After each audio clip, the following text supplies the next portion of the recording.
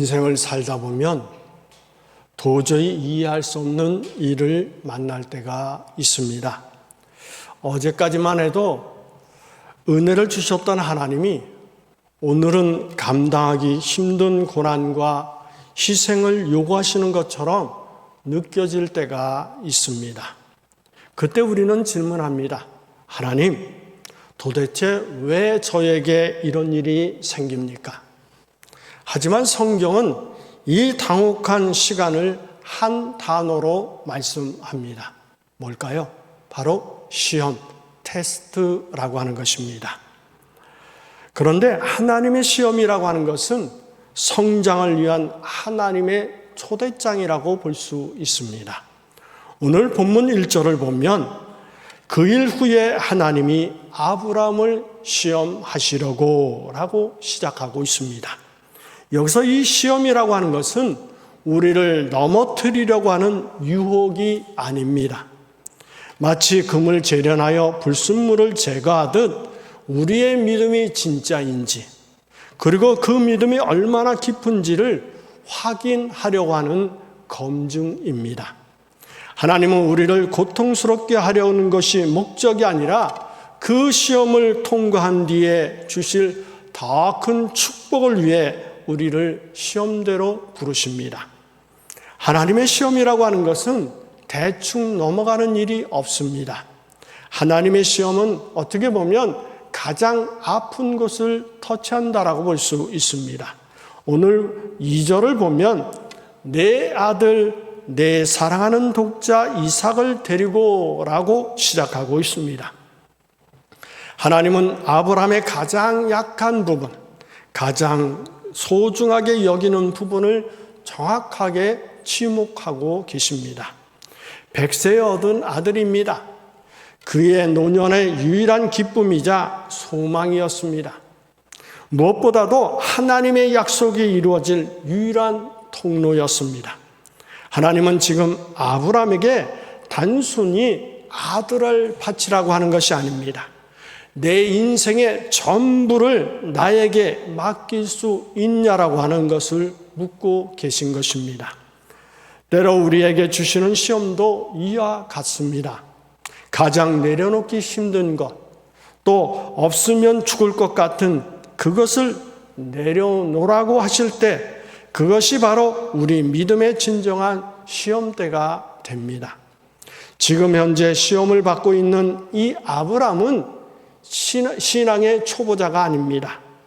그는 갈대아 우르를 떠나서 수많은 하나님의 기적을 체험했습니다.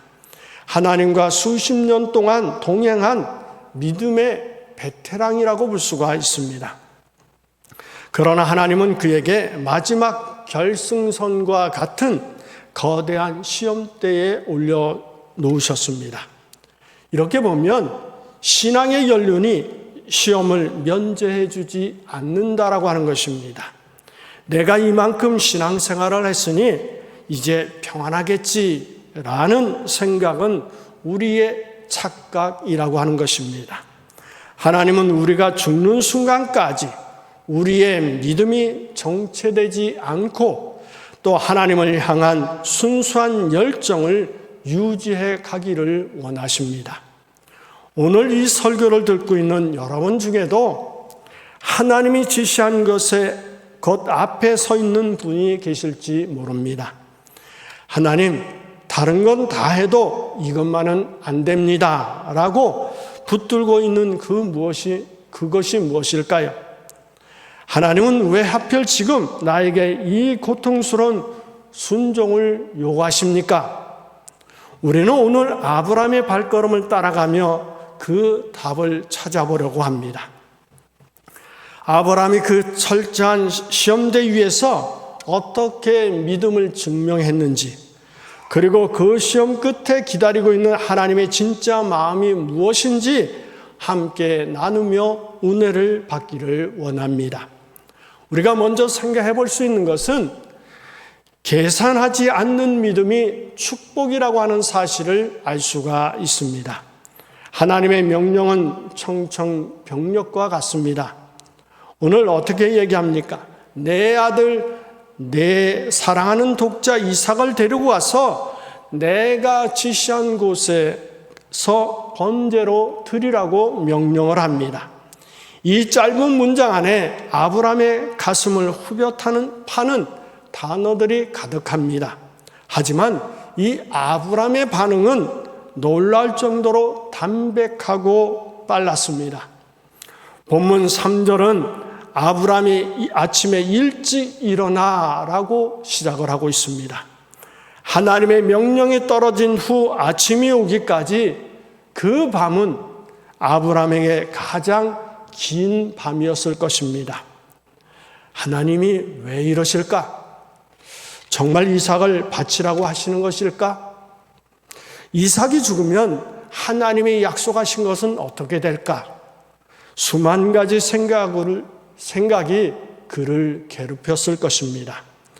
그러나 이 아브라함은 생각을 선택하지 않고 하나님의 말씀을 선택했습니다.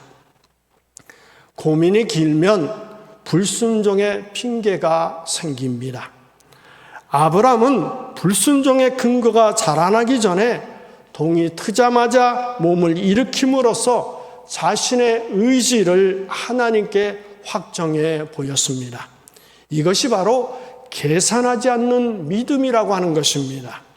아브라함은 단순히 몸만 떠난 것이 아닙니다.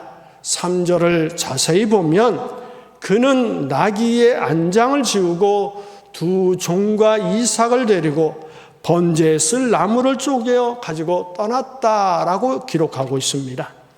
산에 가서 나무를 구해도 되지만 그는 집에서부터 나무를 준비했습니다. 이것은 산 위에서 나무가 없어 제사를 못 드린다라고 하는 상황을 만들지 않겠다라고 하는, 다시 말하면 불순종할 수 있는 모든 변수를 철저하게 차단했다라고 하는 것으로 볼 수가 있습니다. 아들이 죽을 제단의 장작을 자기 손으로 직접 쪼개는 아브라함의 심정을 여러분이 상상해 보시기 바랍니다. 나무가 쪼개질 때마다 아브라함의 심장도 쪼개졌을 것입니다. 하지만 그는 감정의 소리보다 하나님의 명령에 더 집중했습니다. 이것이 바로 계산하지 않는 믿음이라고 하는 것입니다. 우리는 흔히 이해가 되어야 순종하려고 합니다.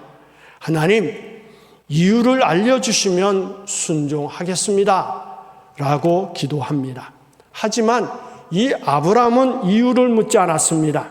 대신 명령하신 분이 누구인지를 기억했습니다. 나를 본토 친척 아비 집에서 불러내신 분, 그리고 끊임없이 실수하던 나를 보호하셨던 분, 뿐만 아니라 죽은 몸과 같은 나에게 이삭을 주신 분, 그분이 선하시다면 지금 이 명령도 결국 선으로 끝날 것이라고 하는 믿음이 있었기 때문에 계산기를 두드리지 않았던 아브라함입니다. 여러분 앞에 놓인 순종의 과제는 무엇일까요? 혹시 조금만 더 상황이 좋아지면, 이것만 해결되면 이라며 아침을 미루고 있지는 않습니까? 진정한 믿음이라고 하는 것은 이해되지 않을 때 인정하는 것입니다. 하나님은 우리의 똑똑한 계산보다 하나님을 신뢰하며 내딛는 무모해 보이는 첫걸음을 기대하신다라고 하는 사실을 기억하시기 바랍니다.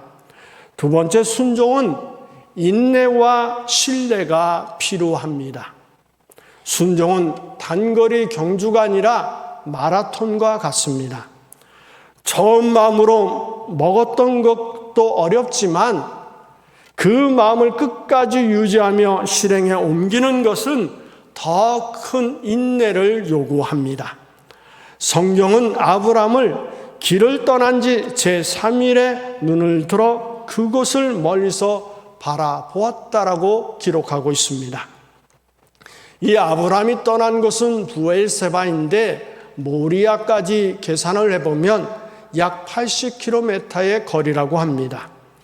사흘이라고 하는 이 시간은 결심이 흔들리기에 충분한 시간입니다. 한 걸음 한 걸음 내디딜 때마다 옆에 걷는 이삭의 숨소리, 웃음소리가 아브라함에게는 심장이 찔리는 것과 같았을 것입니다. 그리고 사단은 끊임없이 속삭였을 것입니다. 꼭 그렇게까지 해야 돼? 하나님은 사랑이 많으신데 정말 자식을 죽이기까지 하겠어? 잘못된 거 아니야? 잘못 들은 거 아니야? 이렇게 유혹을 했을 것입니다. 그러나 아브라함은 이 사흘이라고 하는 시간을 되돌아서지 않았습니다. 순종의 자리에 가까워질수록 고통은 커졌지만 그는 묵묵히 발걸음을 옮겼습니다. 이렇게 볼 때 진정한 순종은 감정이 뜨거울 때만 하는 것이 아니라 감정이 메마르고 고통스러울 때도 걸어가는 것입니다. 이것이 바로 순종에 필요한 인내와 신뢰라고 하는 것입니다. 이렇게 산 아래 도착한 아브라함은 종들에게 놀라운 이야기를 합니다. 여러분 자세히 들어보시기 바랍니다. 내가 아이와 함께 저기 가서 예배하고, 여기 그 부분입니다. 우리가 너희에게로 돌아오리라. 우리가 너희에게 돌아오리라. 이해되십니까? 번제로 바치면 이삭은 죽습니다. 그런데 어떻게 우리가 함께 돌아올 수 있을까요? 우리는 여기서 하나님을 확실히 신뢰하는 아브라함의 믿음을 볼 수가 있습니다. 이 내용에 대해서 히브리서 기자는 히브리서 11장 19절에서 이렇게 이야기를 합니다. 하나님이 능히 이삭을 죽은 자 가운데서 다시 살리실 줄로 생각한 것이다 라고 설명하고 있습니다. 바로 하나님을 신뢰한다라고 하는 것입니다. 아브라함은 이삭을 통해 내 자손이 번성하리라고 하는 하나님의 약속을 기억했다라고 하는 것입니다. 하나님은 거짓말하시는 분이 아니십니다. 그러니 내가 순종하여 이삭을 드려도 하나님은 당신의 약속을 지키기 위해 이삭을 다시 살리실 것을 믿습니다라고 하는 이 고백이라고 볼 수 있습니다. 이것이 아브라함이 끝까지 갈 수 있었던 근거였습니다. 내 상황보다 하나님의 약속을 더 신뢰할 때 끝까지 우리는 순종할 수 있는 것입니다. 이것이 순종할 수 있는 인내와 신뢰라고 하는 것입니다. 그런데 가장 잔인한 질문이 아들의 입에서 나옵니다. 아버지, 번제할 어린 양은 어디 있습니까? 장작과 모든 것이 있는데 왜 어린 양은 없냐, 이 얘기입니다. 이 질문을 듣는 아브라함의 가슴은 어땠을까요? 무너지는 것 같았을 것입니다. 그런데 아브라함은 내 아들아, 번제할 어린 양은 하나님이 자기를 위하여 친히 준비할 거야 라고 대답을 하고 끝까지 하나님을 신뢰합니다. 마침내 하나님이 지시한 곳에 제단을 만들고 그 제단 위에 나무를 벌려놓고 아들을 결박하여 눕힙니다. 그리고 손을 내밀어 칼을 잡습니다. 여기에는 어떠한 망설임도 없습니다. 흉내만 내는 순종이 아니라 하나님이 멈추라 하실 때까지 멈추지 않는 완전한 항복이었습니다. 여러분의 순종은 어느 지점에 머물러 있습니까? 산 아래 종들과 함께 머물러 있지는 않습니까? 혹은 하나님이 지시한 곳에는 갔지만 칼을 드는 마지막 헌신 앞에 멈춰서 있지는 않습니까? 하나님은 우리가 칼을 드는 그 순간까지 우리를 지켜보십니다. 그 마지막 고비를 넘길 때 비로소 하늘문이 열리고 하나님의 음성이 들리기 시작합니다. 그러므로 여러분 끝까지 인내하십시오. 하나님은 결코 여러분을 실망시키지 않으실 것입니다. 사흘길의 인내와 우리가 돌아오리라고 하는 고백 속에 담긴 아브라함의 부활신앙을 강조함으로써 이 순종이 단순히 참는 것이 아니라 하나님의 약속을 믿는 적극적인 신뢰라고 하는 것입니다. 세 번째, 순종 뒤에는 반드시 예비된 축복이 있습니다. 아브라함이 칼을 들어 아들을 내려치려던 이 절체절명의 순간, 하늘로부터 극박하고도 간절한 하나님의 목소리가 들렸습니다. 아브라함아, 아브라함아. 두 번이나 이름을 부르시는 하나님의 음성 속에는 아브라함의 믿음을 확인하신 기쁨과 안도감이 담겨 있다라고 볼 수가 있습니다. 하나님은 전지전능하신 분입니다. 아브라함의 마음을 이미 알고 계셨습니다. 그런데 왜 굳이 칼을 드는 마지막 순간까지 기다렸을까요? 이 믿음이라고 하는 것은 관념이나 입술의 고백에 머물러 있을 때보다 가장 소중한 것을 포기하는 행동으로 나타날 때 완전해질 수 있습니다. 하나님은 아브라함의 생각이 아니라 그의 삶을 통해 확증된 믿음을 받기를 원하셨던 것입니다. 이제야 내가 하나님을 경외하는 줄을 알겠다라고 하는 하나님의 메시지를 듣습니다. 여기서 이 경외함이라고 하는 것은 하나님을 내 삶의 첫 번째 자리에 두는 것을 이야기하는 것입니다.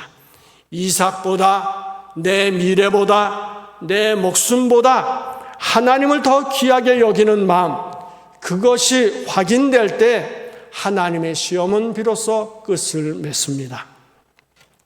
그 후에 아브라함이 눈을 들어보니 숲풀에 뿔이 걸린 수장 한 마리를 보게 되었습니다. 우리는 여기서 중요한 것을 발견할 수가 있습니다. 이삭 대신 죽은 숫양은 장차 우리를 대신해 십자가에 죽으실 하나님의 어린 양 예수 그리스도를 상징한다라고 하는 사실입니다. 아브라함의 순종은 단순히 복을 받는 것으로 끝나지 않고 인류 구원의 거대한 계획을 목격하는 영광으로 이어졌다라고 하는 사실입니다. 아브라함은 그 땅의 이름을 여호와 이레라고 불렀습니다. 이것이 바로 여호와의 산에서 준비되리라고 하는 뜻입니다. 우리는 종종 여호와 이레를 내가 원하는 것을 미리 준비해 주시는 하나님으로만 오해합니다. 그러나 본문이 말하는 예비하심이라고 하는 것은 하나님의 말씀에 온전히 순종하는 사람에게 주시는 특별한 선물을 이야기하고 있습니다. 아브라함은 이제 더 이상 미래를 걱정하지 않아도 됩니다. 하나님은 독자까지 아끼지 않고 드린 그에게 놀라운 축복을 누리게 하셨기 때문입니다.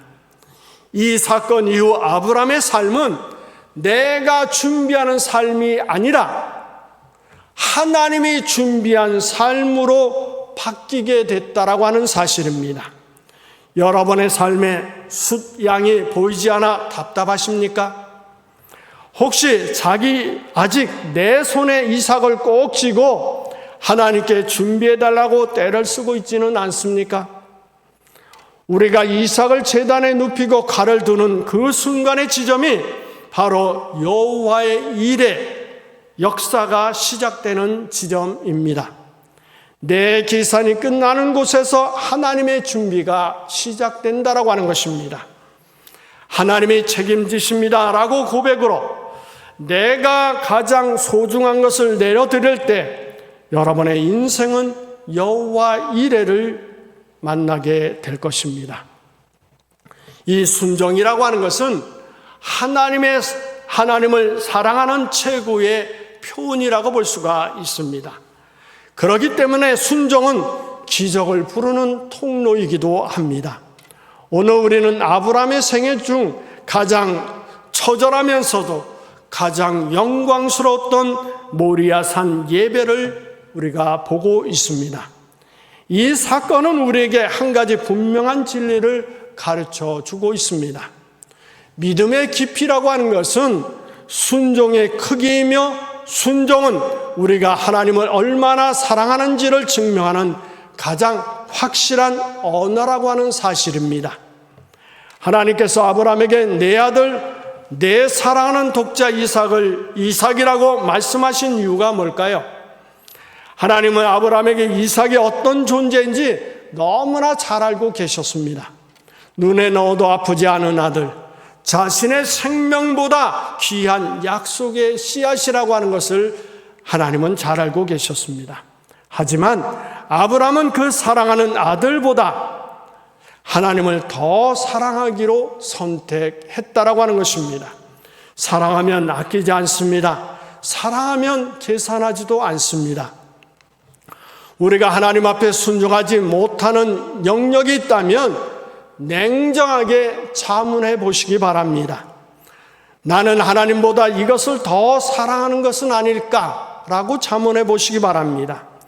순종은 내 삶의 주인이 내가 아니라 하나님인 것을 고백하는 사랑의 행위라고 볼 수가 있습니다. 이러한 순종 끝에서 하나님의 마음을 만날 수가 있습니다.